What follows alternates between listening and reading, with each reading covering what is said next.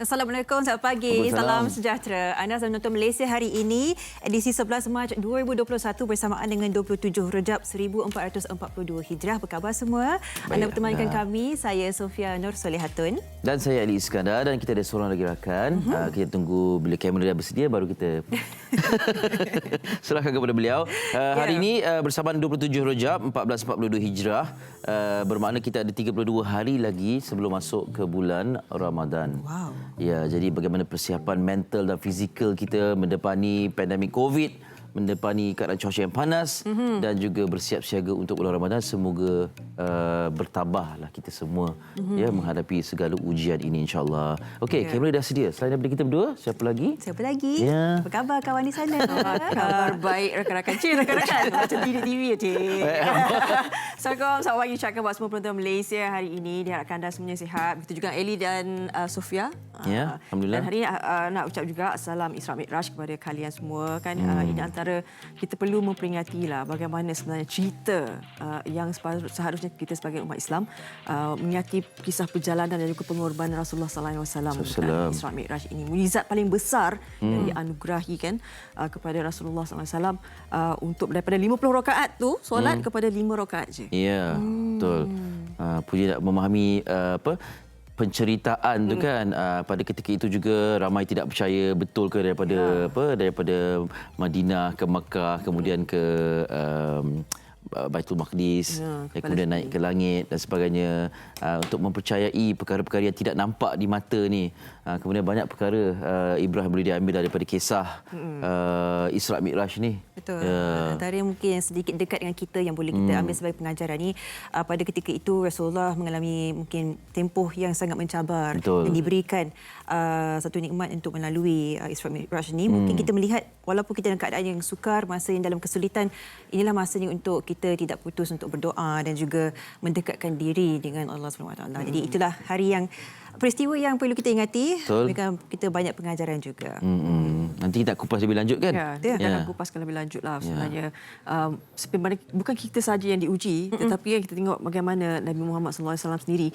Kita selalu melihat macam tak apa, kita diuji sebab Allah sayang kita, nanti dia akan beri pelangi nanti. Itulah juga kan macam Isra Mi'raj tu, macam dah melalui tahun kesedihan, ditolak oleh pemimpin musyrikin dan sebagainya. Tetapi itulah dia mukjizat paling besar, kiranya hadiah paling besar sebenarnya. Betul. Yang membabitkan umat Islam yang lain. Bagaimana macam mana pun diuji, tapi Nabi Muhammad SAW tu begitu kasih kan, kan sampai dia diskaun ni 50 sampai 5 itu pun dah tak sanggup kan. Itu yang nanti kita akan selami bersama dengan tetamu kita nanti. Tapi hari nanti ada juga topik apa selain daripada Islam? Kita meraihkan Hari Buah Pinggang Sedunia juga. Betul. Ya, bercakap tentang antara penyakit yang sangat signifikan di Malaysia ini.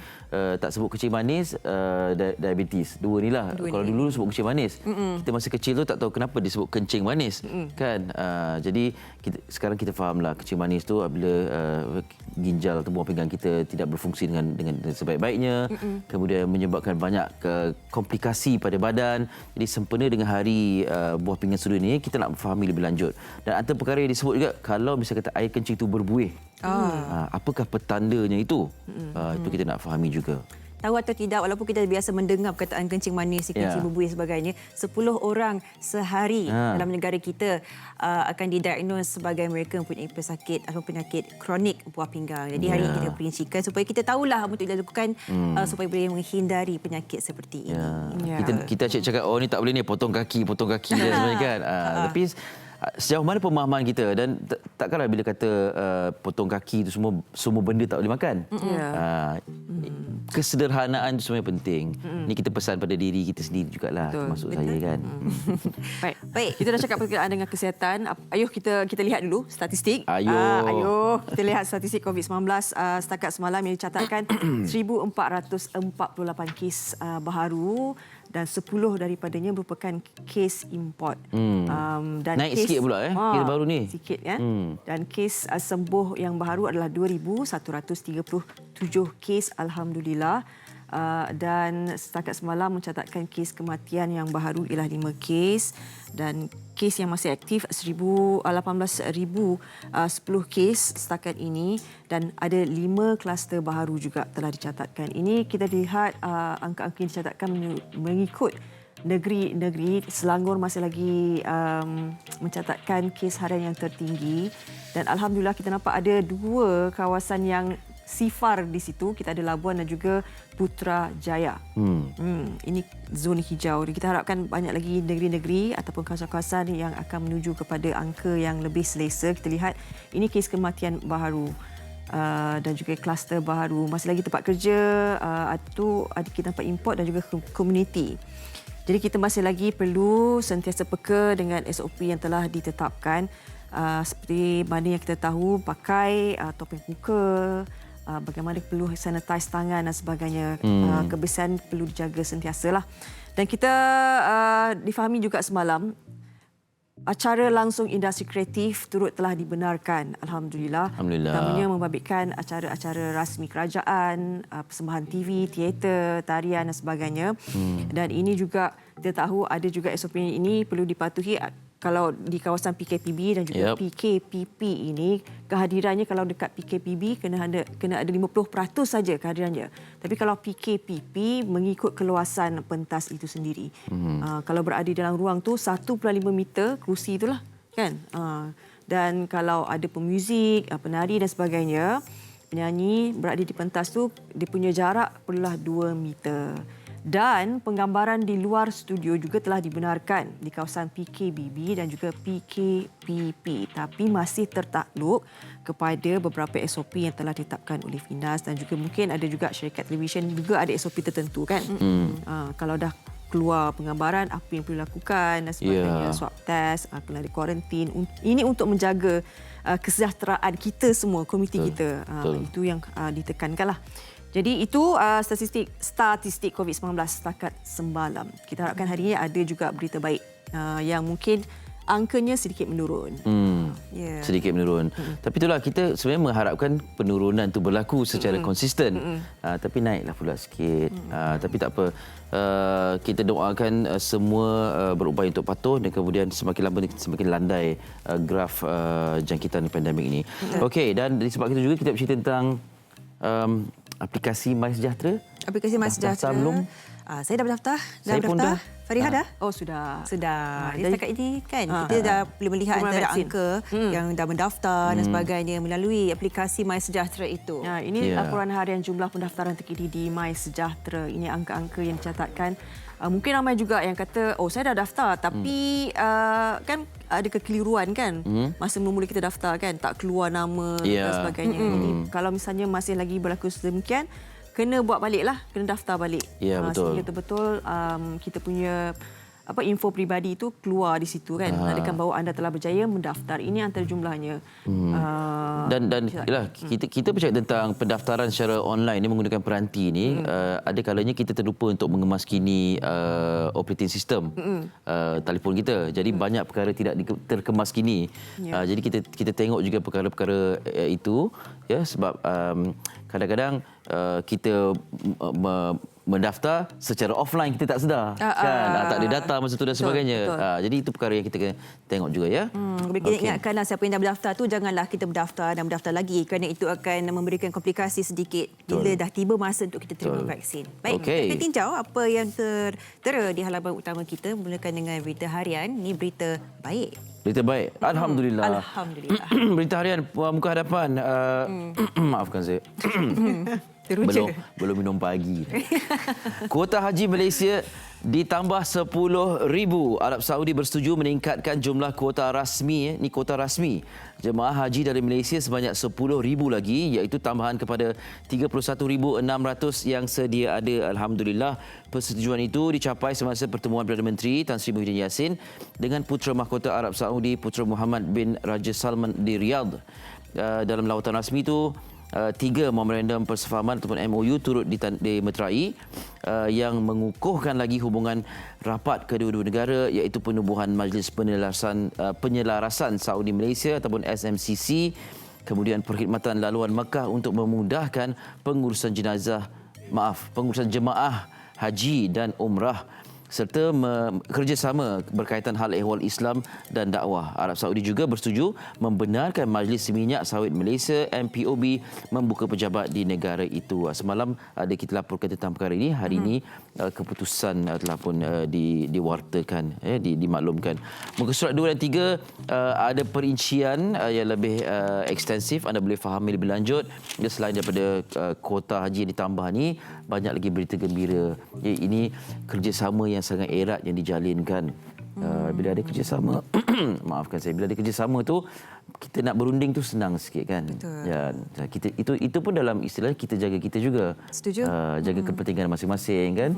Ya. Itulah inisiatif kerajaan yang berterusan untuk memastikan kita ialah mampu untuk meneruskan kehidupan kita dan dalam penuh rasa selamat dan sebagainya. Ya. Dan kau boleh nak kongsikan juga antara yang perlu dikongsikan bersama ini anda. Infografik ya tentang kuota haji yang ditambah 10,000 daripada 31,600 yang sedia ada sebelum ini. Okey, ini perincian ataupun ringkasan daripada maklumat yang menjadi berita gembira kepada ramai menantikan. Bila kuota haji ini bertambah, queue yang sebelum ni lama ambil masa kan, kemungkinan akan semakin lama semakin hampirlah, insya-Allah.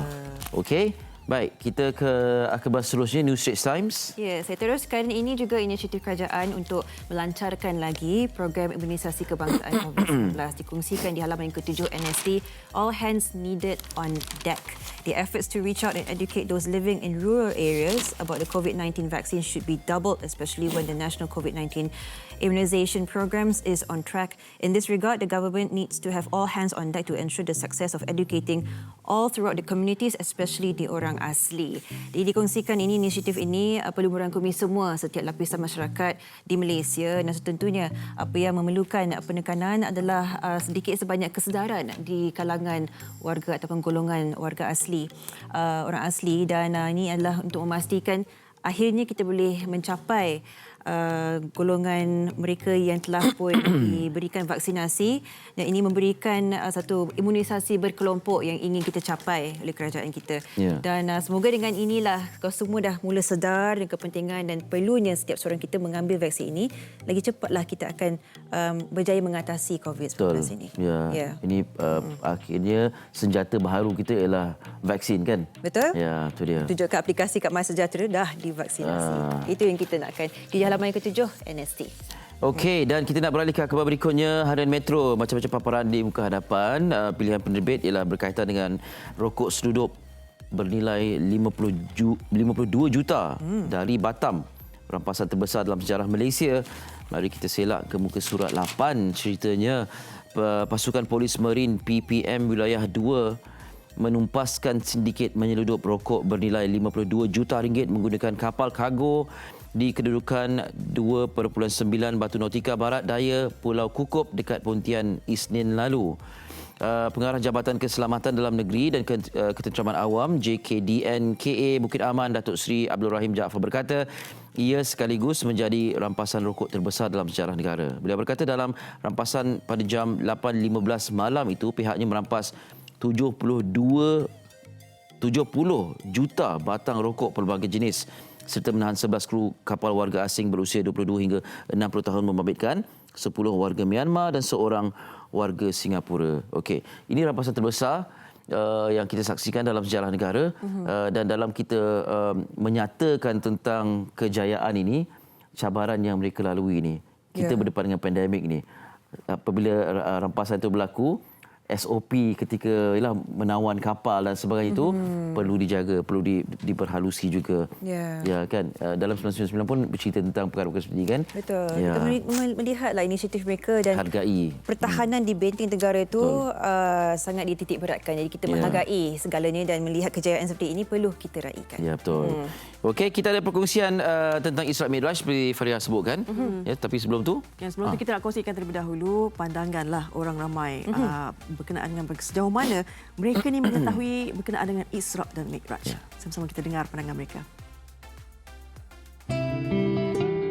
Ada perjalanan Nabi Muhammad menuju kepada Allah SWT lah, tapi dalam beberapa peringkat daripada Mekah pergi ke Al-Aqsa, Dan dalam perjalanan tu dia berjumpa dengan apa kata Nabi Ibrahim dan sekian-sekiannya lah dalam misi mencari apa kata hidayah Allah lah. Itulah saya faham lebih kurang lah. Isra' Mi'raj ni ialah perjalanan baginda Rasulullah SAW selama 3/4 malam daripada Masjidil Haram ke Masjidil Aqsa. Ini juga adalah tanda kekuasaan Allah Subhanahu Wa Taala lah untuk menunjukkan perjalanan tu dari 3/4 malam tu dari Mekah ke Aqsa.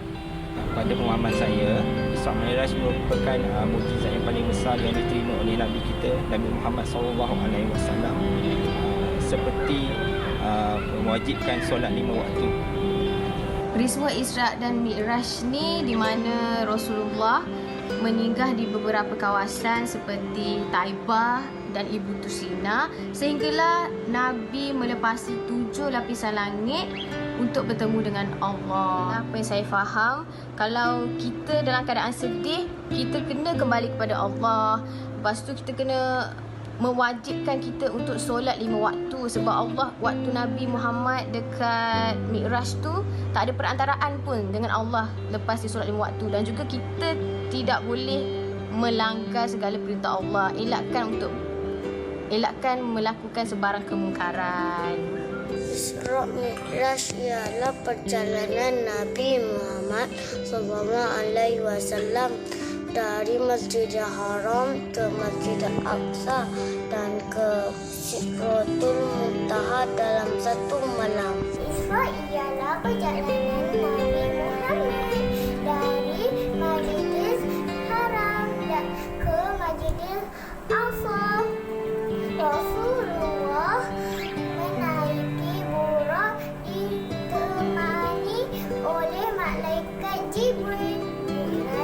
Ialah Rasulullah dibawa naik ke Sidratul Muntaha. Wow. Saya rasa macam satu benda yang maknanya kita tahu bahawa Isra' Mi'raj ni, sebab dia tak sama dengan sambutan Maulid Rasul dan sebagainya kan, walaupun agak kita tahu tapi tidak diraikan sebesar kan kadang-kadang, tapi masih ramai lagi yang ingat apa itu peristiwa Isra' dan Mi'raj kan, dari kota Mekah. Tadi pun minta maaf saya sebut Madinah pula tadi. Mekah ke Masjidil Aqsa, kemudian naik ke langit. Itulah sebab tarikh ni tidak ada yang spesifik. Jadi itu yang penting, roh pengkisahan itu bagaimana kita fahami dan kita hayati. Dan semalam juga perutusan yang amat berhormat Perdana Menteri berkenaan dengan Isra' dan Mi'raj ini dalam hantaran Facebook kan mengajak umat Islam untuk lebih menghayati makna dan juga roh di sebalik peristiwa Isra' dan Mi'raj itu, agar kita semuanya diberkati dan dirahmati oleh Allah SWT dunia dan akhirat. Jadi kalau selalu sebelum adanya PKP COVID-19 ni, kita tahu kalau Isra' Mi'raj ni mungkin kita ada forum, kita ada ceramah kan, kita ada tazkirah, dapat kita berkumpul beramai-ramai mendengar apakah ibrah di sebalik peristiwa Isra' dan Mi'raj. Tapi mungkin kali ini kita boleh berkongsi tetapi melalui secara maya. Kita nak bersama dengan tetamu kita iaitu Ustaz Dr. Jamilin berada sekarang. Hello, Assalamualaikum. Waalaikumsalam warahmatullahi wabarakatuh. Doktor sihat ya? Alhamdulillah sihat. Apa khabar semua? Baik, kami sihat alhamdulillah. Okey, doktor, kita bercakap dengan Isra' dan Mi'raj ini kan. Kita tahu bahawa ini adalah antara peristiwa yang menunjukkan bahawa mukjizat paling besar yang telah dianugerahkan kepada Rasulullah SAW kan. Ini juga pengukur kepada rukun iman kita, pengukur keimanan kita sebagai umat Islam. Kerana kita tahu bahawa kalau kita fikir secara logikanya macam mungkin kalau kita terlalu berfikir logik, mungkin ramai yang tidak boleh mempercayai peristiwa ini kan. Tapi doktor sendirilah mungkin boleh berkongsi dengan kita berkenaan dengan kalau terlalu bergantung secara logik, itu pastinya ramai yang akan membawa mereka ke landasan yang lain. Mungkin doktor boleh kongsikan. Baik. Assalamualaikum warahmatullahi wabarakatuh. Apa khabar semua? Sahabat-sahabat yang dikasihi oleh Allah. Perkara-perkara yang berlaku Isra' Mi'raj ini semuanya adalah tentang nak menunjukkan kuasa Allah Azza wa Jalla, mukjizat Nabi kita Muhammad sallallahu alaihi wasallam. Dan sudah tentu dengan kadar pengetahuan ilmu kita sebagai makhluk Allah, kita ni sebenarnya hanya sedikit sahaja ilmu yang diberikan oleh Allah Azza wa Jalla. Terdapat pelbagai perkara lagi yang mana kita tidak mampu untuk nak dipahami. Bukan kata kita tak boleh memahami, tetapi akal kita buat masa ini Allah masih lagi tidak berikan kefahaman yang baik. Dan benda ini bukan satu benda yang tidak logik. Kalau kita tengok sebagai satu contoh, kalau zaman sekarang ni kita sudah ada kapal terbang yang boleh terbang daripada sini pergi ke Mekah pun 7 hingga 8 jam. Tapi cuba kita bayangkan pada 1000 tahun yang lampau, kalau kata ada orang zaman tu yang melihat kita naik kapal terbang sekarang, mungkin mereka akan kata macam-macam, tak boleh nak percaya, mungkin mereka akan menuduh kita sebagai ahli sihir dan sebagainya. Tetapi hari ini Allah kurniakan kita sedikit kelebihan ilmu itu untuk nak kita applykan ilmu-ilmu sains kita itu sampai hari ini kita boleh transport kita pun jadi lebih pantas, jadi kita boleh terbang di udara dan sebagainya. Jadi pada zaman itu Allah Azza wa Jalla dengan kuasa yang dimilikinya, dan kita tahu bahawa Allah tidak ada sesiapa pun yang mampu menandinginya ataupun menyerupainya. Allah ingin menenangkan Nabi kita Muhammad sallallahu alaihi wasallam, memberikan pengalaman yang luar biasa kepada Nabi SAW, kerana pada tahun itu Nabi mengalami tahun kesedihan. Nabi baru kehilangan bapa saudara yang dikasihinya, yang telah memperjuangkan Nabi kita, mempertahankan Nabi kita. Nabi Allah Azza wa Jalla ingin menggembirakan Nabi yang kesedihan kerana kewafatan isteri kesayangan baginda. Maka Allah mengurniakan pengalaman yang luar biasa ini, yang mana tak ada sesiapa pun daripada kalangan manusia yang pernah mengalaminya. Allah mengurniakan kepada Nabi kita Isra dan Mi'raj, yang mana berlaku dalam masa satu malam. Jumhur para ulama mengatakan ianya berlaku secara fizikal juga, secara roh dan fizikal together, bukan hanya secara roh ataupun dalam mimpi, tetapi berlaku dengan fizikal. Barulah datang mukjizat, erti kata mukjizat yang sebenarnya. Maka kita pada hari ini tak boleh nak faham, sebab ilmu kita masih tak sampai. Macam mana orang pada zaman dulu bila melihat kapal terbang, hari ini kita tak mampu untuk nak memahaminya. Tetapi satu hari nanti jika ilmu kita ni Allah kurniakan lebih lagi, mungkin kita akan melihat justifikasi di sebalik perkara tersebut, bagaimana perkara itu berlaku. Dan insya-Allah jika inilah yang Allah nak uji kita beriman.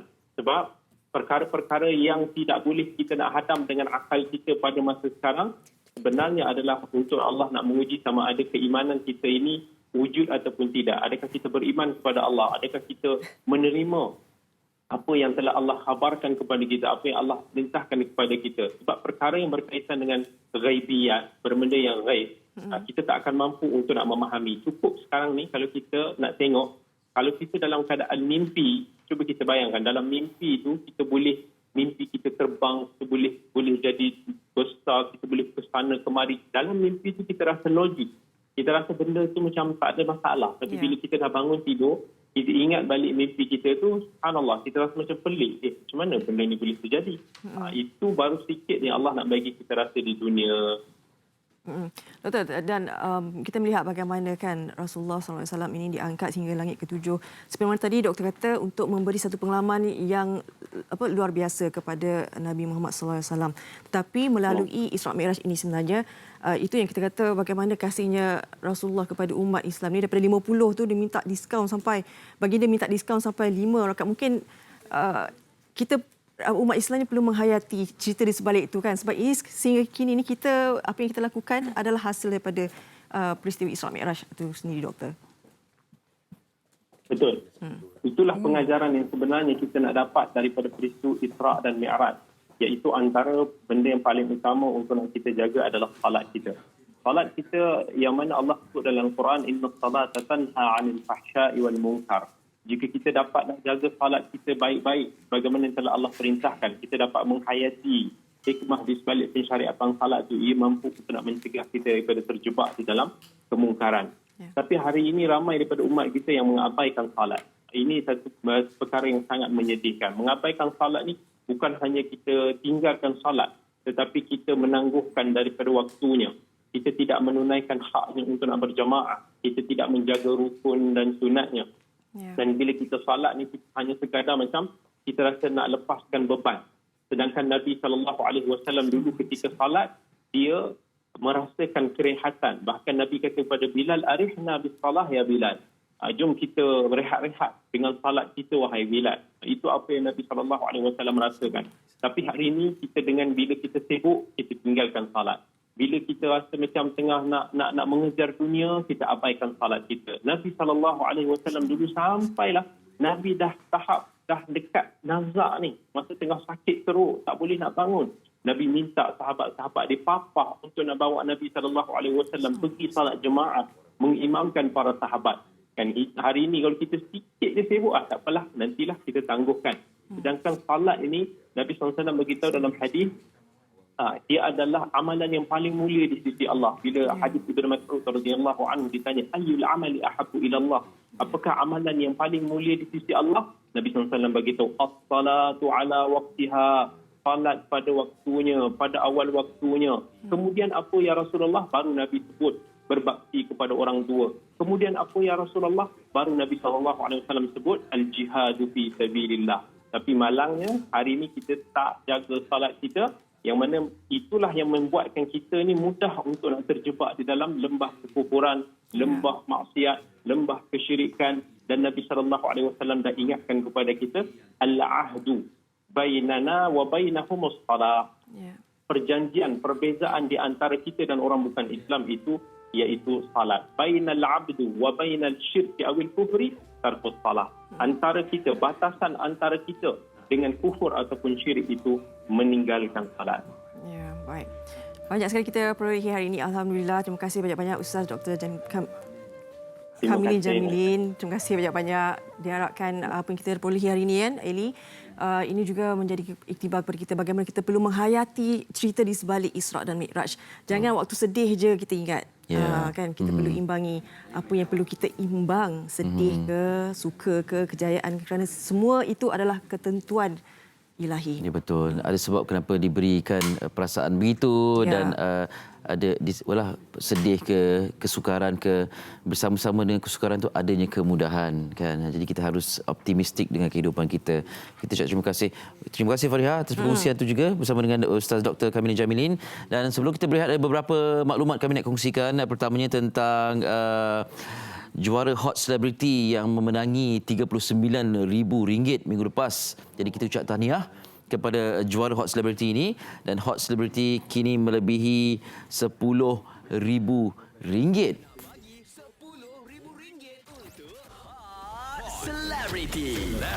Hello people. Teka 5 suara selebriti yang dicari dengan susunan yang betul. Kalau jawapan salah, Kiki kasih up duit RM500 untuk next round. Nantikan Hot Celebrity di Gang Pagi Hot dan Jam Hot. Di satu-satunya Hot FM lebih hangat daripada biasa. Tertakluk terma dan syarat. Okey, ikuti lagi tentang Hot Celebrity ini di Gang Pagi Hot dan Jam Hot, untuk tahu juga bagaimana menyertai Hot Celebrity. Hot FM lebih hangat daripada biasa. Satu lagi perkongsian nak maklumkan kepada anda ialah tentang satu drama dalam slot Lestari. Judulnya ialah Romantika 4 Hari 3 Malam. Saksikan gandingan hebat Sean Lee, Emilia Henderson, Syafiti dan ramai lagi dalam drama ini, Romantika 4 Hari 3 Malam, yang mengisahkan tentang seorang gadis yang perlu menulis artikel mengenai blind date dan terpaksa berjanji temu dengan orang yang tidak dikenalinya. Ikuti kisah percintaan mereka setiap Rabu hingga Sabtu 9 malam di slot Lestari, hanya di TV3. Okey, banyak perkongsian yang kita bawakan. Walaupun sekarang dah boleh keluar rumah, bekerja dan sebagainya, tapi kalau boleh tontonlah TV3, kan. Baik, kita nak berehat seketika. Selepas ini nak bersama dengan tetamu khas di MHI bercakap tentang setahun Malaysia Prihatin. Menteri Kanan Pertahanan Yang Berhormat Datuk Seri Ismail Sabri Yaakob sudah pun bersedia di studio untuk bersama kita, dan juga selain menjawab soalan dalam temu bual ini, meraihkan juga soalan-soalan daripada anda, daripada netizen yang telah pun dikirim kepada kami. Semuanya sedikit nanti dalam MHI. Saya Deputi Komisioner Polis Datuk Safian bin Mamat, Ketua Polis Kelantan, telah menerima suntikan vaksin pada tanggal 2 Mac 2021 di Dewan Setiausaha Kerajaan Negeri Kelantan. Proses untuk mendapatkan vaksin ini amat mudah. cepat dan begitu berkesan. Anda hanya perlu hadir ke pusat vaksinasi seperti mana yang telah ditetapkan dalam aplikasi MySejahtera, dan setelah proses dokumentasi selesai, giliran anda akan dipanggil untuk menerima suntikan. Nasihat saya kepada seluruh masyarakat, jangan risau. Suntikan vaksin ini tidak sakit dan mengambil masa yang cukup singkat. Keadaan anda juga akan dipantau oleh pasukan perubatan dalam tempoh 15 hingga 30 minit selepas anda menerima suntikan. Alhamdulillah, saya tidak mengalami sebarang masalah ataupun apa-apa komplikasi lain setelah menerima suntikan ini.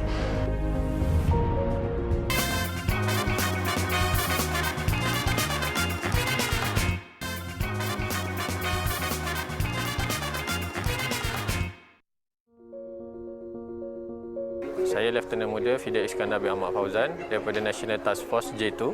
Telah menerima vaksin, berasa lega dan berasa gembira kerana telah diberikan suntikan vaksin Pfizer. Tak ada rasa sakit dan saya rasa dapat bekerja dengan lebih baik selepas ini. Orang ramai tidak perlu merasa khawatir ataupun merasa risau kerana vaksin ini telah dikaji dan terbukti keberkesanannya. Saya Nur Aslinda binti Azhari daripada Pejabat Timbalan Parlimen Tentera Laut, Markas Tentera Laut. Hari ini saya diterima vaksin. Sebelum saya terima vaksin, perasaan itu gemuruh tu ada sebab tak pernah lagi cucuk vaksin. Jadi selepas dah diterima vaksin, saya rasa okey, tak rasa sakit, cuma rasa lenga-lenga tu biasa.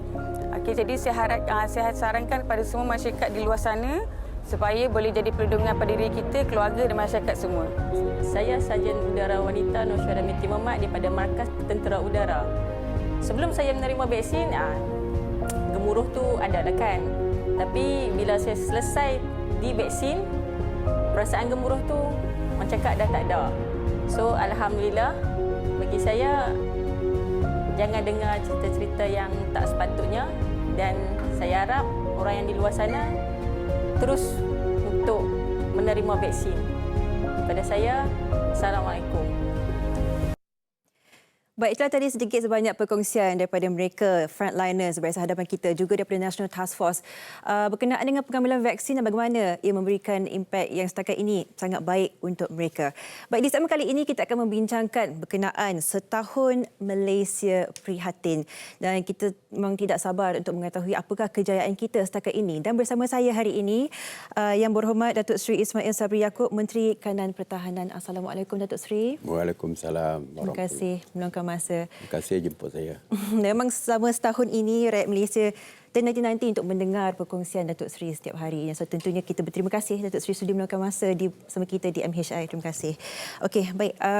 Datuk Seri selaku Menteri Kanan Pertahanan dan juga merangkap sebagai Menteri Kanan Kluster Keselamatan setahun ini, mungkin Datuk Seri ingin kongsikan bersama kita bagaimana perjalanannya bagi Datuk Seri dan juga keseluruhan kementerian setakat ini mendepani pandemik COVID-19. Saya ada dua tugas sebenarnya. Dua tugas. Apabila mengangkat sumpah, tak sampai 2 minggu, COVID melanda negara, dan selain daripada tugas Menteri Pertahanan, saya juga menjadi pengurusi jawatan kuasa yang terdiri daripada menteri-menteri untuk mengkoordinasikan peperangan menentang COVID ini di kalangan semua kementerian, hampir semua kementerian berkaitan. Jadi fokus saya kepada dua. Satu, untuk memperkasakan angkatan tentera kita, kerana keselamatan negara tentu saja bergantung kepada kekuatan dan kesiapsiagaan angkatan tentera ini. Banyak isu yang berkaitan dengan angkatan tentera perlu diselesaikan, sebagai contoh perumahan untuk anggota, kebajikan untuk veteran. Jadi banyak perkara yang perlu kita bincangkan. Dari segi kesiapsiagaan untuk menambahkan aset ketenteraan, untuk menambahkan aset dari segi peperangan jenis baru, iaitu cyber war. Peperangan cyber pun perlu diberikan tumpuan bagaimana nak memperkasakan pertahanan cyber ini, cyber defense ini. Jadi itu salah satu tugas hakiki saya sebagai Menteri Pertahanan. Kita nak pastikan anggota kekuatan kita bukan saja di dalam tetapi juga di kawasan-kawasan sempadan yang perlu kita jaga dengan ketat. Kerana peperangan walaupun tidak ada peperangan tetapi kemasukan parti secara berleluasa dan sebagainya perlu disekat. Betul. Dan kita juga perlu perkukuhkan pertahanan kita di peringkat sempadan. Itu tugas hakiki. Tapi tugas yang baru yang diberi adalah untuk memastikan kita berjaya untuk memerangi COVID ini. Jadi ini juga merupakan tugas yang perlu saya lakukan. Jadi separuh hari saya di JPM untuk mempengerusikan mesyuarat setiap hari. Tidak ada cuti. Tidak ada cuti hujung minggu, tidak ada cuti public holiday. Wow. Hari raya pun, hari raya kedua pun kita dah mulakan. Jadi itu satu tugas yang perlu diambil, yang merupakan satu tugas yang berat ketika itu. Dan satu lagi tugas saya adalah untuk di MINDEF sendiri, di Kementerian Pertahanan. Jadi separuh hari di JPM, separuh hari saja saya di Kementerian Pertahanan. Begitulah setiap hari. Komitmen yang cukup besar diberikan oleh Datuk sendiri-sendiri dan melihat ialah dalam masa setahun ini Kerajaan Perikatan Nasional juga PN telah bertungkus lumus untuk memastikan segala apa yang perlu dilakukan memastikan keselamatan setiap rakyat jelata. Dan Datuk Seri melihat bagaimana perkembangannya prestasi kita setakat ini. Kita dah melalui banyak tempoh yang sukar, PKP melihat lonjakan kes dan penurunan dan sebagainya. Secara peribadi bagi Datuk Seri, apakah perasaan melihat setakat ini setahun kita melalui tempoh ini? Dari segi Angkatan Tentera, banyak kejayaan yang kita capai. Terutamanya apabila tugas yang besar selain daripada saya sebutkan tadi, penambahan aset, penambahan perumahan dan sebagainya. Satu tasking yang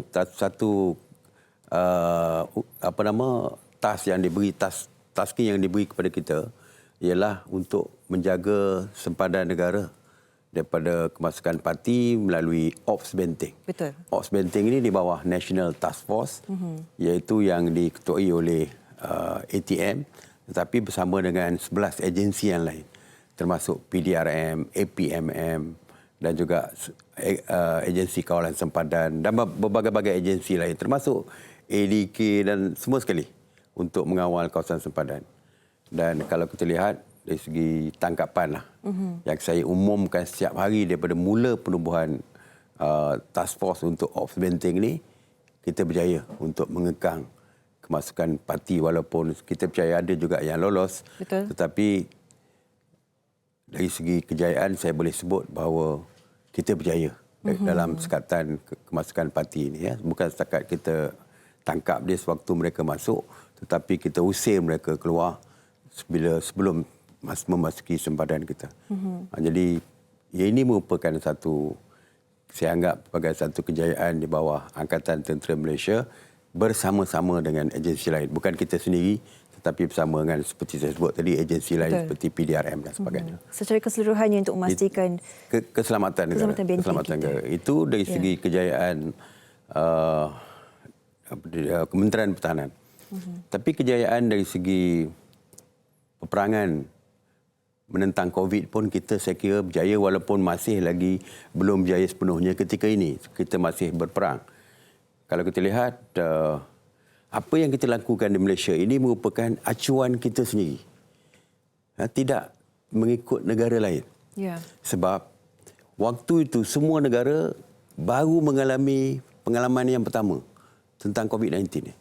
Kita tak ada negara contoh untuk dijadikan sebagai panduan kepada kita. Jadi bila kita COVID semakin meningkat ketika itu, jadi kita buat keputusan sendiri yang saya kata keputusan yang sangat besar. Yang sangat besar iaitu menutup atau menggunakan menutup dan mencekat pergerakan seluruh rakyat Malaysia. Ini bukan satu perkara mudah. Orang yang bebas hidup, bebas tiba-tiba tidak dibenarkan keluar rumah. PKP 1.0 adalah satu PKP yang amat ketat. Tak boleh keluar rumah, tak boleh berniaga, tak boleh macam-macam. Dan kita tahu kalau kita sekat dari segi perniagaan, negara akan mengalami kerugian. Dan memang betul 2.5 4 bilion tak silap saya sehari kita kehilangan pendapatan negara ketika itu. Tapi kita tidak ada pilihan. Maka kita buat sekatan melalui Akta 342 Kementerian Kesihatan, akta untuk mencegah penyakit berjangkit ini. Dan kita stop. Dan akhirnya kita berjaya. Sehingga kita dapat mendatarkan lengkok tu sehingga kosong. 3 hari berturut-turut kita kosong. Yeah. Dan walaupun ada naik tetapi masih double digit saja. Sehinggalah pilihan raya di Sabah, kita kena akui pilihan raya di Sabah dia hanya meningkat dan kes meningkat lebih tinggi apabila kita buka sempadan negeri. Masa tu orang balik holiday, balik kampung, orang pergi holiday, Kelangkawi penuh, semua tempat penuh, balik kampung. Sehingga berlaku kluster balik kampung. Kluster rentas negeri ini sehingga sampai 32 kluster. Jadi banyak dan akhirnya kes meningkat kembali. Tetapi kita masih belum gagal sebab kalau kita lihat, kita perkenalkan PKP 2.0. Of course ini lagi susah lah sebab orang dah bebas, tiba-tiba orang dah syok, dah seronok dah. Tiba-tiba kita tutup balik. Betul. Kita tutup balik. Jadi dulu kalau dengar tunggu saya, memang nak tunggu saya buat PC lah. Yeah. Supaya nak dengar apa, saya nak buka lagi, pengumuman nak buka ni. Lepas PKP 2, orang semakin marah, orang lagi benci kat saya. Sebab saya kena umum apa yang tak boleh. Kalau dulu nak dengar apa yang boleh, seronok lah. Ini boleh. Tiba-tiba daripada boleh, saya umum ini tak boleh, ini tak boleh, ini tak boleh. Jadi, walaupun kita terpaksa lakukan demi nyawa rakyat. Betul. Kita tahu rakyat marah, tetapi rakyat marah, tapi rakyat sedar bahawa kita buat ini untuk jaga kepentingan nyawa mereka. Dan kita dalam peperangan ini nampaknya kita semakin berjaya. Kalau kita lihat, kes semakin turun. Hari ini semalam dah 2-3 hari dah 2,000 ke bawah dah, 1,500, 1,200. Alhamdulillah. Dan kita harap perkara ini kekal. Jadi walaupun peperangan itu belum berjaya sepenuhnya, tapi sudah pun menampak kejayaan. Dan semakin kurang kes, kita semakin buka. Perniagaan dah buka. Yang terbaru kita buka industri kreatif. Persembahan, live show dan sebagainya telah pun dibenarkan dengan SOP yang ketat. InsyaAllah saya percaya kalau rakyat kita mematuhi setiap SOP yang dikeluarkan, yang diperkenalkan, kes akan semakin menurun. Dan Alhamdulillah, strategi ketiga kita dengan vaksin ni, saya percaya lepas semua divaksin, saya percaya kes akan menjadi semakin berkurangan dan insyaAllah kita boleh buka, boleh beri kebebasan lebih banyak kepada rakyat. Itu yang kita doakan agar segalanya berjaya dengan lancar. Dan kita juga berkesempatan untuk mengambil beberapa soalan daripada para netizen penonton kita dan kita akan melihat antara soalan mereka yang ingin ditujukan kepada Datuk Seri. Tapi sebelum itu, seperti yang Datuk Seri ada kongsikan dengan kemelutnya dengan usaha yang cukup tinggi diletakkan dalam masa tempoh setahun ini untuk memastikan draft trend penurunan itu ada. Dan baru-baru ini dengan peningkatan kes yang mendadak disebabkan kluster tempat kerja dan sebagainya. Dan kita melihat sedikit penurunan dan kembali semula kita ke PKPB dan juga PKPP. Adakah Datuk Seri secara peribadi melihat ini adalah langkah yang bersesuaian pada ketika ini? Melihat masih digit beribu tetapi kita sudah memasuki PKPB dan juga pemulihan. Ya, sebenarnya PKP 2.0, PKPB, PKPP, PKPB bersyarat PKP pemulihan ini. Ya, kita buka ini seperti saya kata tadi, masalah kita adalah untuk mengimbangi dari segi ekonomi, terutamanya ekonomi rakyat dengan kesihatan. Ya, kalau PKP 1 kita tak benarkan bekerja langsung dan kita rugi 2.4 bilion a day. Sekarang ni bila PKP 2.0 kita buka sektor ekonomi. Sebab bagi kita imbangan tu perlu lebih ada balance tu nampak lebih jelas lah. Kalau dulu kita tutup langsung, sekarang ni kita buka. Dan itu pun kita masih kehilangan lebih kurang 600 hingga 700 juta sehari ketika PKP 1, 2, PKP 2.0. Tapi kita beri sebab kita buka lagi, kita buka. Kita buka PKP 1 pun kita buka ekonomi. Sebab ramai rakyat kita yang B40 Ramai rakyat kita yang berniaga secara kecil-kecilan. Ya. Kais pagi makan pagi. Kais petang makan petang. Apa yang diperolehi petang ini untuk belanja besok, untuk menjara keluarga. Kalau kita tutup, saya tak nampak macam mana mereka boleh survive. Betul. Yang boleh survive. Kita dengar cerita-cerita sedih seorang ibu yang terpaksa mencuri untuk beri makan anak. Jadi perkara-perkara seperti ini sebab akhirnya kita buka. Kita buka tapi kita tak nak buka serentak. Betul. So kita buka sedikit. PKPB bersyarat lebih banyak kita buka dan PKPP kita buka lebih banyak. Social, aktiviti sosial, kenduri kahwin kita benarkan. Orang kata itu social. No, dia berkaitan dengan bisnes.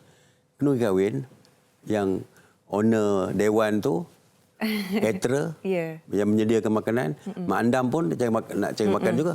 Jadi walaupun sosial tapi ada kaitan dengan bisnes. That's akhirnya kita buka tapi tidak mendadak. Sedikit demi sedikit. Itulah cabarannya, menyeimbangi ekonomi dan juga keselamatan kesihatan rakyat, Datuk Seri. Dan menyentuh berkenaan suara rakyat ini yang ingin meneruskan kelangsungan kehidupan mereka. Soalan daripada salah seorang netizen kita, daripada Datuk Garson, bertanyakan, salam Datuk Seri, boleh tak kalau tambak Johor dibuka semula 24 jam untuk laluan keluar masuk lori? Sekarang kami pemandu lori malam semua tertumpu di tuas second link menyebabkan ada kesesakan. Kami mengharapkan tambak Johor dapat dibuka semula 24 jam dan bukan 12 jam seperti sekarang. Ini yang dikongsikan antara mereka. Pemandu lori juga. Ya, terima kasih. Datuk, saya ucap terima kasih. Sebenarnya di kawasan sepadan Johor Bahru dengan Singapura ni memang kita ada masalah baru-baru ni. Iaitu apabila swab test dilaksanakan setiap kali pemandu lori untuk masuk yang menyebabkan berlaku kesesakan. Dan satu lagi kita ada kita ada understanding dengan Singapura iaitu kita boleh keluar masuk tu di bawah beberapa inisiatif yang kita buat secara bersama untuk membenarkan rakyat kita ke Singapura. Tetapi oleh kerana apabila kes agak meningkat di negara kita terutamanya di Johor, Singapura telah membuat keputusan untuk menutup sempadan mereka kepada kita. Kecuali pemandu lori yang terpaksa melalui SOP yang ketat untuk melindungi negara mereka. Jadi perkara ini melibatkan dua kementerian, iaitu Kementerian Luar Negara, Kementerian Luar Negeri kita dengan Kementerian Luar Singapura.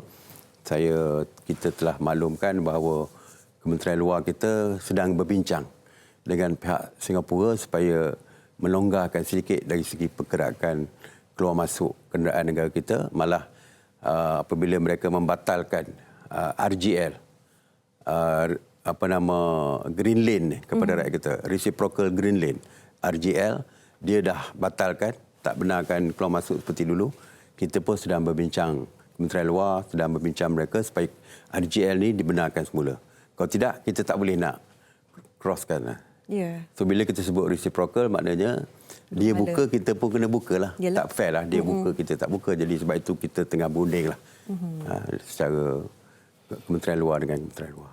Jadi menjawab soalan tu bukan kita tetapi pihak Singapura yang mengambil tindakan ketat tersebut. Kedua-dua pihak pun perlu memainkan peranan untuk mencapai persetujuan itu. Mereka bimbang bila kita tinggi, kes kita sampai 5,000. Jadi of course mereka bimbang. Jadi mereka pun nak menjaga nyawa rakyat mereka, jadi mereka mungkin memperkenalkan SOP yang lebih ketat. Tapi kita sedang berbincang sebab kita pun dah menurun. Johor daripada PKP dah jadi PKP bersyarat, di mana kes makin kurang.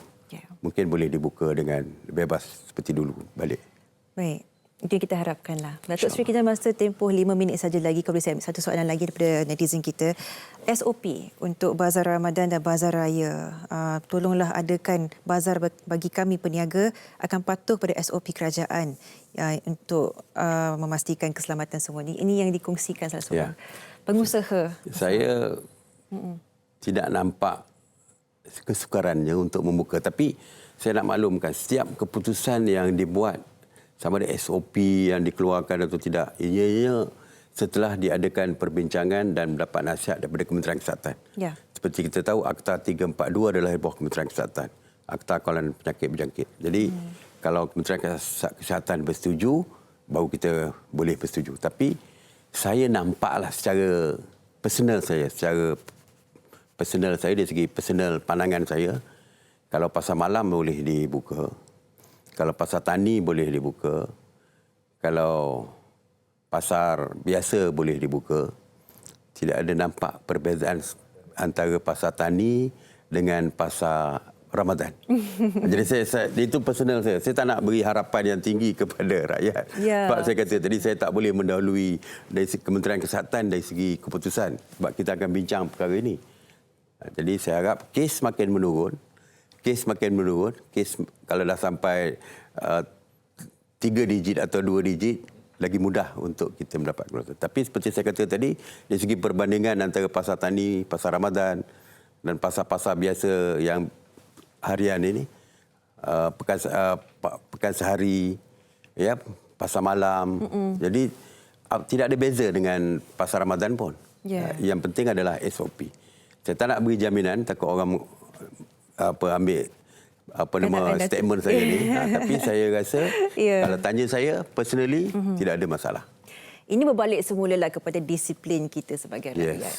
Kita sedia maklum berkenaan SOP dan sebagainya. Kalau inginkan segala kelonggaran ini diteruskan, tanyakan pada diri sendiri apa yang boleh kita lakukan. Akhir sekali, Datuk Seri, melalui tempoh sukar ini selama setahun, bertungkus lumus untuk memastikan segala keputusan yang diambil itu adalah untuk keselamatan kami semua.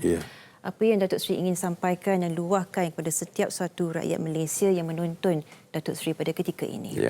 Seperti yang saya sebutkan tadi, kita sedang dalam peperangan. Peperangan belum berakhir.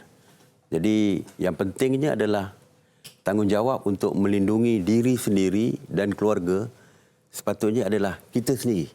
Bukan pihak polis. Kita tak boleh mengharapkan pihak polis, frontliners mata-mata untuk melindungi kepentingan diri kita sendiri. Jadi kitalah yang perlu melindungi diri sendiri. Kawalan kendiri perlu dilakukan setiap individu. Apa yang SOP yang dikeluarkan adalah bertujuan untuk menjaga kita. Jadi patuh kepada SOP, insya-Allah saya percaya kita akan dapat mempercepatkan lagi melandaikan kes COVID-19. Dan kita akan berjaya. Kejayaan kita adalah bergantung pada rakyat. Kalau rakyat bersama kerajaan patuh pada SOP, insya-Allah kita berjaya. Kita pernah menang sekali, earlier saya kata 0. Saya yakin dengan sokongan rakyat, kita akan menang sekali lagi. InsyaAllah. Kita doakan, if we can win once, we can win twice. Kita ucapkan terima kasih setinggi penghargaan kepada Datuk Seri kerana berjuang bersama rakyat selama setahun ini, memastikan kita semua dalam gelembung dan keadaan yang selamat, insyaAllah berterusan harapannya. Diucapkan setinggi terima kasih kepada Yang Berhormat Datuk Seri Ismail Sabri Yaakob, Menteri Kanan Pertahanan Malaysia, sudi meluangkan masa bersama kami di Malaysia hari ini. Terima kasih jemput. InsyaAllah jemput saya datang lagi. Terima kasih Datuk Seri. Baik, kita akan berehat seketika. Sekembalinya banyak lagi pengisian hanya di Malaysia hari ini.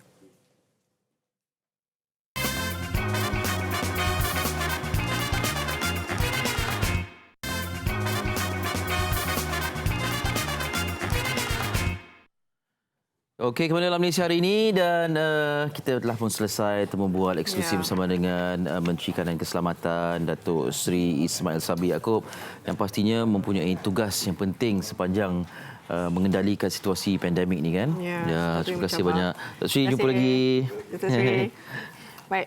Kita nak sambung perbincangan kita dalam Malaysia hari ini. Ini berkenaan dengan tadi kita katakan. Macam mana kita nak tahu bahawa kadang-kadang kencing berbuih itu adalah antara simptom yang kita perlu ketahui. Betul. Bahawa kita ada sakit buah pinggang dan sebagainya. Dan hari ini kita akan bincangkan lebih lanjut berkenaan dengan penyakit ini dan juga nanti kita akan mendekati salah seorang daripada pesakit buah pinggang ini bagaimana menjalani rawatan ketika PKP dan berhadapan dengan COVID ini kan? Ya, betul. Ini satu situasi yang sukarlah sebab kalau sebelum ni nak pergi dialisis dan sebagainya ada jadual tersendiri, tapi dalam fasa PKP ni, pandemik ni, bagaimana perkara itu dapat dilakukan. Okey, kita terus nak bercerita. Ini sebenarnya meraihkan Hari Buah Pinggang Sedunia. Jadi kita nak bersama dengan Datuk Dr. Zaki Murad Muhammad Zahir, pengurusi Yayasan Buah Pinggang Malaysia di talian video sekarang. Hello, Assalamualaikum. Waalaikumsalam warahmatullahi. Datuk, apa khabar? Alhamdulillah, baik. Ya, Datuk, terima kasih banyak-banyak sudi bersama dengan kami. Datuk, kalau boleh kita terus masuk tentang topik ni lah. Tinjauan Kebangsaan Kesihatan dan Mobiliti menunjukkan prevalent penyakit buah pinggang kronik di Malaysia pada tahun 2018 meningkat 15.5% berbanding 9.1% pada tahun 2011. Ini walaupun tempoh masanya kita rasa macam panjang dan peningkatan itu tidak begitu ketara, tetapi ada peningkatan di sini. Barangkali Datuk boleh komen sedikit. Ya, terima kasih. Penyakit buah pinggang kronik ni, atau kita panggil chronic kidney disease ni, memang telah meningkat di negara ini ke tahap 15.8%. Tetapi bukan semuanya di peringkat serius. Bila kita kata chronic kidney disease ni, dia ada 5 peringkat atau 5 stages. Kebanyakannya ialah stage 1, 2, 3 yang memang ada penyakit buah pinggang, tapi function buah pinggang itu masih elok ataupun masih boleh dipertahankan. Yang kita bimbang ialah peningkatan di peringkat 5, stage 5.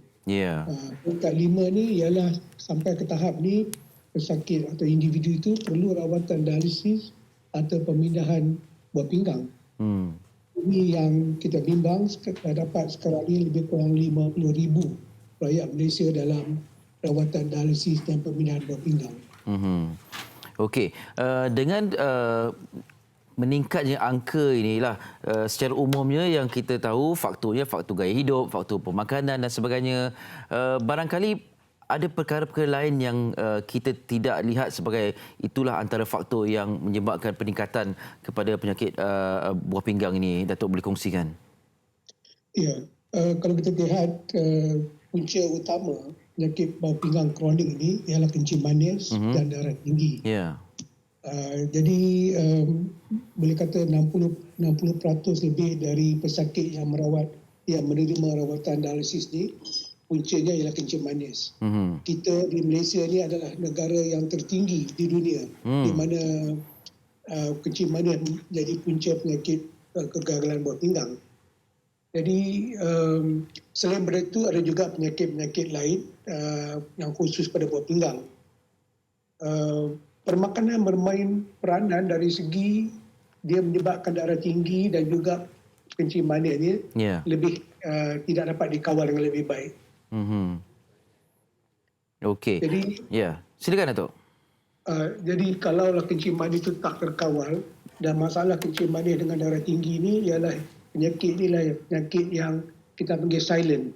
Pesakit tidak rasa simptom apa-apa. Jadi dia tak tahu dia kencing manis itu tidak terkawal, darah tinggi tidak terkawal, kecuali kalau dia pergi memeriksa darah di hospital atau di klinik. Itu yang membimbangkan. Orang tak tahu. Dia sampai ke tahap di mana ginjal dah rosak, baru mereka tahu kata mereka ada masalah kencing manis juga penyakit buah pinggang. Okey. Datuk, 11 Mac ni, hari ni kita meraihkan Hari Buah Pinggang Sedunia kan.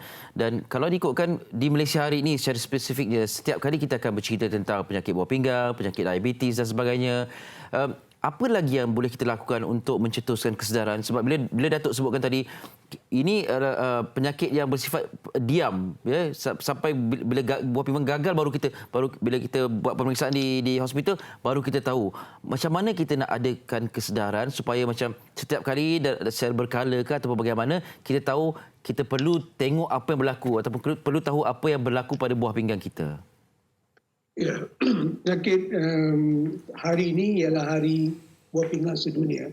Ini dah tahun ke-16 kita celebrate Hari Buah Pinggang Sedunia dan tujuan utama ialah meningkatkan kesedaran bagi orang-orang tentang penyakit buah pinggang.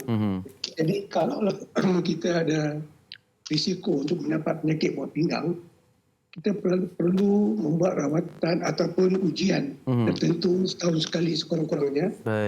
Umpamanya kalau kita ada penyakit kencing manis, darah tinggi, ataupun ada ibu bapa atau keturunan kita ada penyakit-penyakit buah pinggang atau penyakit kencing manis, kita perlu mengambil pendekatan untuk memeriksa diri kita setahun sekali sekurang-kurangnya. Periksa darah, periksa kencing, minta doktor ambil tekanan darah supaya kita tahu sama ada kita dah mula ada penyakit buah pinggang. Okey. Baik, satu soalan terakhir barangkali Datuk boleh kongsikan pandangan jugalah. Misal kata seorang itu tahu yang ibu ayahnya dia ni keturunan ada penyakit berkaitan dengan buah pinggang. Tapi antara langkah yang diambil ialah menjalin gaya hidup sihat betul, tidak merokok, tidak mengambil alkohol, betul-betul makan makanan yang sihat. Adakah itu betul-betul menjamin ataupun perlu membuat pemeriksaan juga? Ia tidak menjamin tidak dapat penyakit buah pinggang, tetapi dia mengurangkan risiko untuk mendapat penyakit buah pinggang. Memang cara hidup sihat itu, gaya hidup sihat itu memang kita galakkan sangat-sangat, sebab berat badan akan turun, berhenti merokok, buat exercise selalu, itu akan mengurangkan risiko mendapat walaupun kita ada keturunannya. Okey. Baik, Datuk, terima kasih banyak atas perkongsian. Baik. Ya. Selamat menjalankan tugas juga kepada Datuk ya. Assalamualaikum. Wassalamualaikum. Datuk Dr. Zaki Murad Muhammad Zahir, pengurusi Yayasan Buah Pinggang Malaysia. Sebenarnya banyak info yang kita dah ketahui tentang buah pinggang ini, dan dengan dunia media sosial ni yang mempromosikan makanan dan sebagainya, kita jadi macam tercabar ni. Ni nak jaga gaya hidup sihat, pada masa sama nak juga rasa kenikmatan tu kan. Kena seimbang lah. Kena seimbang dan bersederhana. Kita tadi bercakap lebih lanjut dengan pakar. Jadi kita nak ingin mengetahui lah bagaimana pula pesakit buah pinggang ini kan. Kita tahu dalam masa setahun PKP telah jalankan. Jadi bagaimana rutin mereka belum dapatkan rawatan dialisis, pada masa sama perlu mematuhi arahan, peraturan kan. Baik, kita nak bersama dengan Encik Rosdi Khalil Mufti berada di talian sekarang. Secara maya, hello.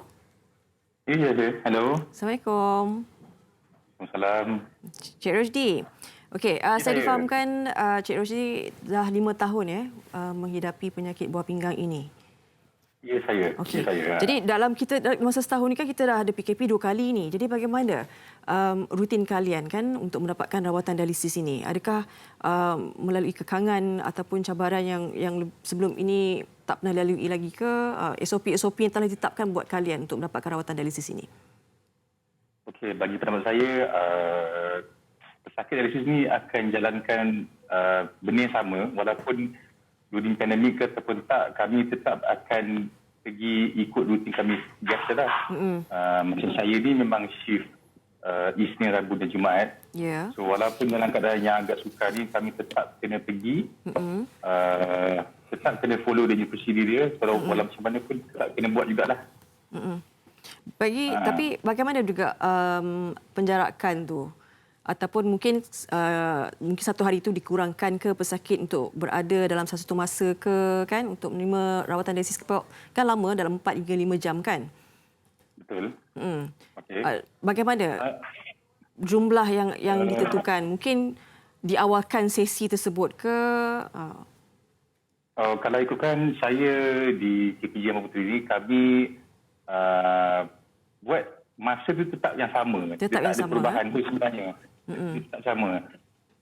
Memang kena buat treatment itu selama 4 jam juga, walau macam mana pun. Tapi di sini, di KPJ Maputeri ini, diorang ada schedule yang betul lah sebenarnya. Kalau belah pagi itu memang pukul 6 pagi semua dah start dah. Yang second shift memang dah start pukul 12. Yang petang macam kami ni start pukul 3, pukul 4 lah. Dan memang akan habis tepat pada pukul 8.30, 9 macam tu. So bagi saya memang walaupun dalam keadaan yang agak sukar, tak ada sangat perubahan pada segi masa sebenarnya. Semuanya jalan biasa sebenarnya. Rawatan seperti biasa ya, tak ada masalah.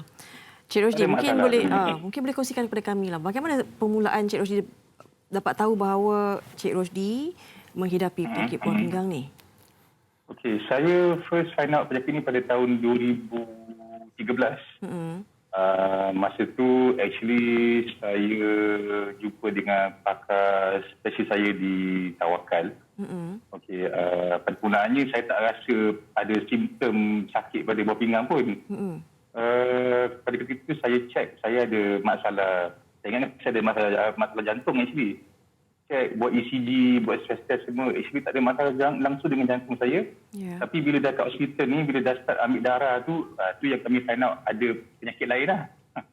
So bila dah ambil darah tu, doktor find out yang saya punya reading, saya punya kidney dah makin dia tak normal seperti orang-orang yang biasa macam ni. Memang tak ada simptom ke? Tak ada simptom langsung tak ada simptom. So selama 2-3 bulan tu memang saya kena jumpa pada pakar saya, lepas tu dia buat saya kena buat biopsy test. Actually dia ambil kidney sampel saya tu. From there malangnya actually saya terpaksa hadapi yang kidney saya ni dah 50% rosak dah masa tu. So doktor actually advise saya untuk prepare untuk buat dialisis within a few years time lah. Mungkin so, ada sejarah keluarga ke yang menghidapi penyakit buah pinggang? Memang tak ada. Saya tak ada langsung. Memang langsung tak ada. Tak ada simptom, tak ada sejarah keluarga. Memang tak ada. Baik, bagaimana? Dia ni macam saling killer sebenarnya. Tiba-tiba dia kena infect di kidney saya. Macam saya ni memang tak ada any penyakit kencing manis ke ataupun tension, tapi masalahnya dia berlaku pada dia effect saya punya immune system saya sendiri sebenarnya. So from there dia start to spread lah. So macam saya mengalami masalah seperti breathing problem, susah nak tidur. Lepas tu kaki pun start bengkak, muka jadi puffy semua. So those ada simptom yang kita akan mengalami kalau bermula nak start sebelum nak dialisis tu. Baik. Tapi pengalaman saya paling pahit bagi saya ialah bila kita cucuk dekat leher. Sebenarnya tadi yang dah tengok dekat gambar tu, itu memang agak sakit sebenarnya sebab dia cucuk. But that needle actually dia akan berada dalam leher for about a month or two actually. It's a very long needle actually.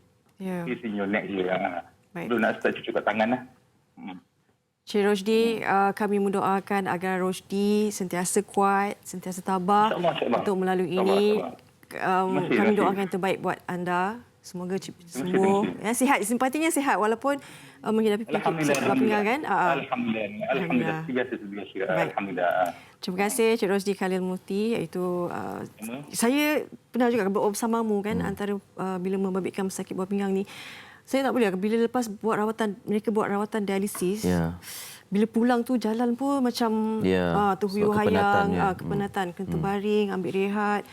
Dan sebab takut ada juga yang muntah dan sebagainya kan. Jadi bayangkan kalau kita mabuk laut tu sehari, ini mereka berhari-hari untuk menentukan macam mana nak stabil balik darah dan sebagainya kan. Itulah bukan itu saja dalam fasa pandemik ini kita dengar juga kes-kes memberikan jangkitan di pusat dialisis kan sebelum ini kan. Jadi banyak perkara yang memang perlu diperhalusi dari segi SOP-nya walaupun diperketatkan di pusat dialisis kita pun perlu memastikan diri kita ni bila ke sana untuk buat rawatan pun kita jaga. Betul. Baik. Itu sebahagian daripada perkongsian kami sempena dengan Hari Buah Pinggang Sedunia ini. InsyaAllah kita doakan moga mereka yang menghidapi penyakit buah pinggang ini sentiasa kuat. Kuat, insyaAllah. Kan? Kita doa yang terbaik buat mereka juga. Dan yang kita rasa kita ni sihat dan sebagainya, jangan terlalu yakin. Kalau diperlukan, buatlah rawatan seperti yang dipesan oleh Datuk Dr. Zaki tadi, setahun sekali pemeriksaan itu. Baik, kita berehat seketika. Selepas ini kita akan bersama dengan Cheryl Shazwani. Single ketiganya. Lepas ini MHI.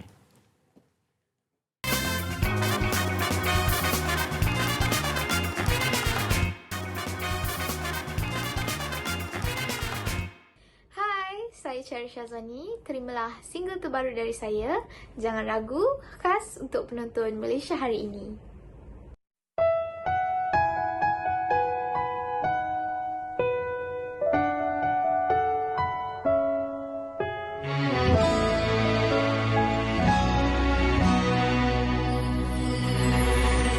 Namamu selalu di setiap relung hati, takkan suruh cintaku ini. Ku kan terus mengerti bila kau harus pergi. Setiap detikku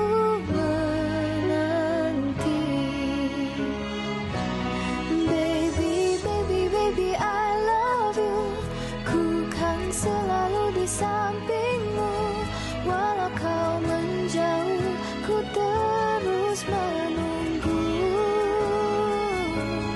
Baby, jangan kau ragu. Ku kan selalu di sampingmu. Janjiku padamu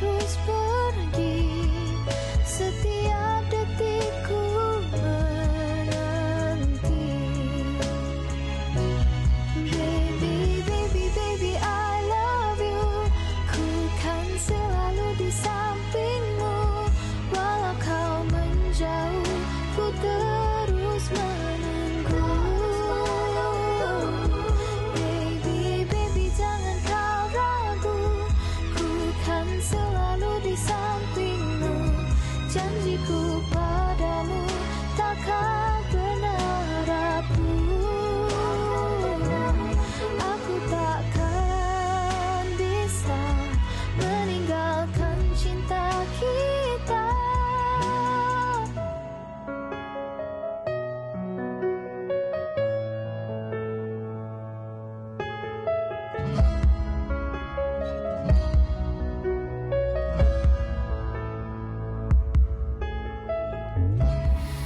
Okey. Lagu yang pastinya akan menjadi ikutan, terutamanya apa? Baby, I love you.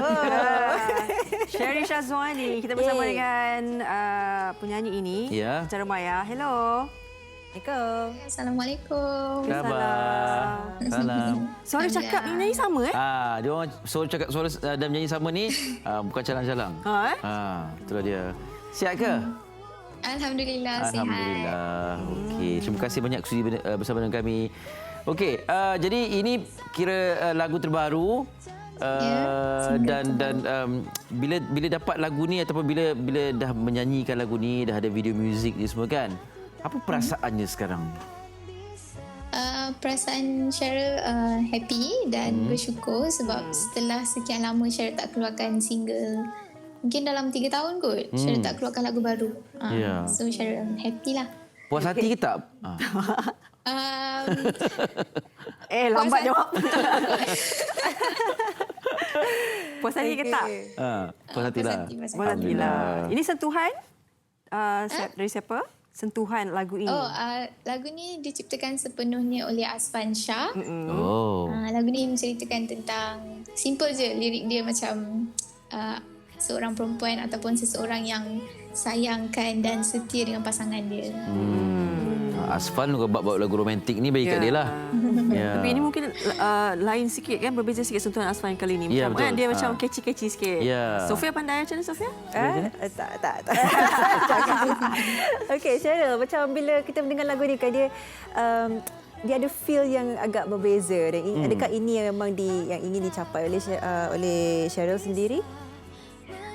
Actually single ni dia berbeza sikit genre dia daripada single Cheryl yang sebelum ni. Sebab yang sebelum ni dia berentak ballad, tapi yang ni dia macam catchy sikit. So Cheryl prefer sebenarnya yang macam lagu single baru ni. Sebab dia lebih senang untuk dibawa. Dan nampak lebih banyak senyumannya. Sebab lagu macam sweet sikit. Itulah dia. Okey, pengarah video muzik ni siapa? Ke ni idea awak? Pengarah dia siapa yang nama dia? Abang Chill. Cheryl panggil dia Abang Chill. Abang Chill Abang Chill. Patutlah Chill. Chill aja dia kan. Tapi idea ni memang sepenuhnya daripada Abang Chill ke ataupun ada suntikan sikit daripada Cheryl? Sepenuhnya daripada Abang Chill dan idea untuk MV ni dan pelakon semua daripada label Cheryl. Syarikat rakaman Cheryl. Okey. Silakan soalannya. Soalannya, siapa talent dalam music video tu? Itu Cheryl lah. Tak ada lelaki. Lelaki tu. Ini soalan penerbit kita. Nama dia RT. Dia talent dalam syarikat rakaman Cheryl juga. Dia macam talent barulah. Penyanyi juga? Okey. Baik, Cheryl. Sebab kan kita tengok macam tak silap saya lah, muzik video Azam ada awak rasanya. Tapi apa dia? Ada Cheryl tak? Bukan Cheryl. Lepas tu kalau misalnya tak terfikir ke macam kalau lagu tak nak ajak Azam sekali ke? Actually ada, tapi kalau untuk music video ni macam Cheryl cakap tadi, idea semua daripada label Cheryl, syarikat rakaman. So Cheryl just follow je lah planning.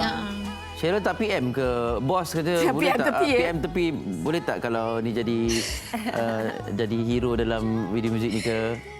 Mungkin untuk next single kot. Okey, kita tunggu yang tu. Kau dah ada planning lah untuk next single ni. Bila tu, Cheryl? Janganlah lagi 3 tahun. Doakan yang baik-baik. Okey, tadi kita tengok masa nyanyi secara live tu kan ada mikrofon kat bilik. Itu memang PKP ni memang aktiviti apa?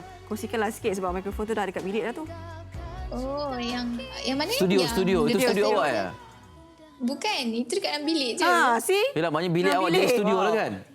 tak adalah studio pun, macam guna mikrofon biasa je. Macam untuk proper, nampak proper sikit lah. Sebab selalunya cara buat cover memang sama ada cara guna mikrofon ataupun cara record macam biasalah macam sekarang ni. Okey. Bagi orang-orang macam Sofia kan, yang suka menyanyi juga. Apa dia betul orang? Saya ada. Kita nak tanya, okey, kalau kos nak buat mini studio untuk buat rakaman kita untuk menyanyi di TikTok ke di social media kan, berapa anggarannya? Taklah mahal-mahal sangat dia punya setup tu kan? Berapa? Oh, Kak Syara pun tak pasti sebab Syara guna apps dalam handphone je. Lepas tu yang mikrofon semua tu? Nama dia, yang mikrofon tu semua tu? Yang mikrofon tu sebenarnya props je. Tapi Syara guna apps dalam phone. Ya ke? Serius lah. Sebab Syara prefer guna apps sebab lagi senang.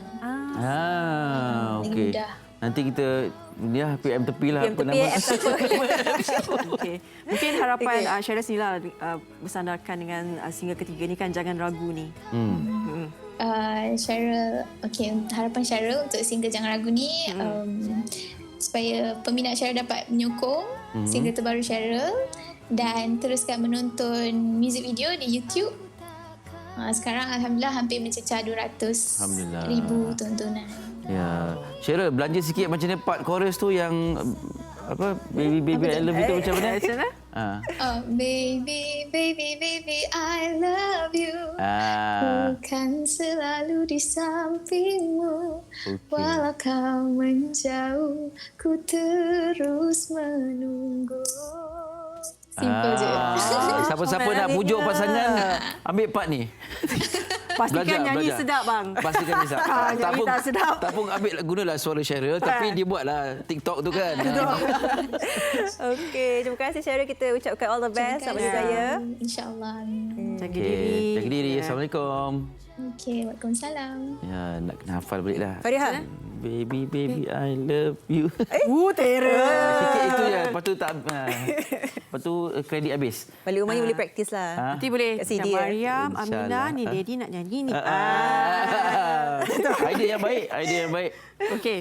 Kita ucapkan terima kasih juga kepada kalian menonton MHR dari jam 8 pagi hingga 9.30 pagi. Salam Isra Mi'raj dan juga selamat Hari Buah Pinggang Sedunia. Jaga diri. Esok kita akan bawakan perkembangan terbaru kumpulan Senario. Ding ding ding. Ada harmoni juga situ. Macam ni. Membesar orang kata. Betul aja. Kumpulan lawak nombor 1 negara yang pernah menggegarkan Malaysia satu ketika dahulu. Apa projek terbaru mereka? Nantikan esok ya. Okey. Jaga diri. Tengok Didik TV. Senyum selalu. Setiap kali. Bye. Assalamualaikum. Bye.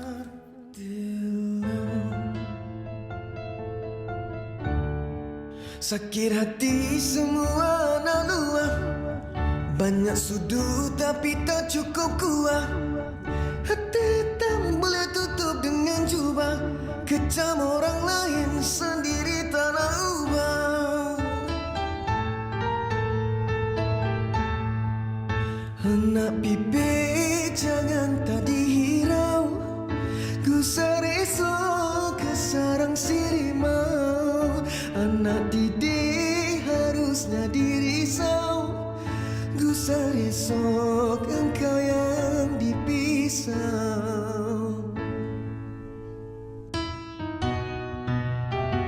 Sia-sia jika diturutkan hatimu yang terleka, dibuat kata-kata palsu.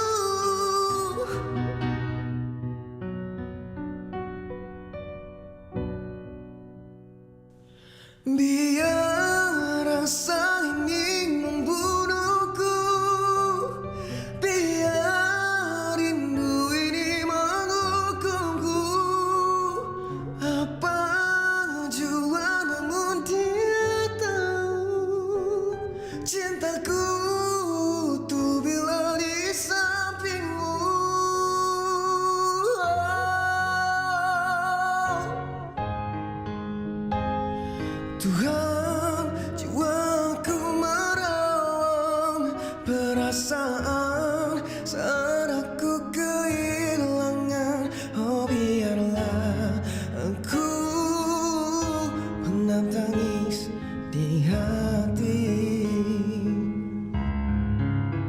Seandainya